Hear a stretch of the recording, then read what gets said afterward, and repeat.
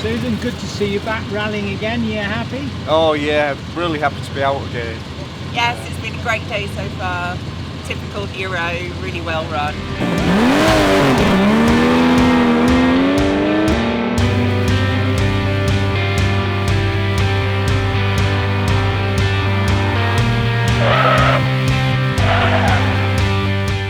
Susan, Darren, I think it's been a good day for you both, hasn't it? We don't know what the final results will be, but yeah, I'm very surprised. Yeah. It's been an enjoyable day. Yeah, it's all good. We've not had any major hiccups, so. Come on, it's all Susan, gone what quite have you been up smooth. to in lockdown? You've been practicing.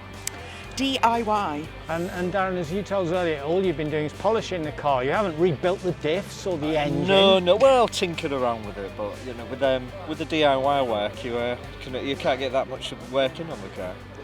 Yeah, well, whatever the results, I think it's been a great day for you and a great performance. So jointly, how do you look ahead now to coming events? I think we've got 2 before Rally of the Test, so we kind of consider those 2 both practice for Rally of the Test, which is the big challenge.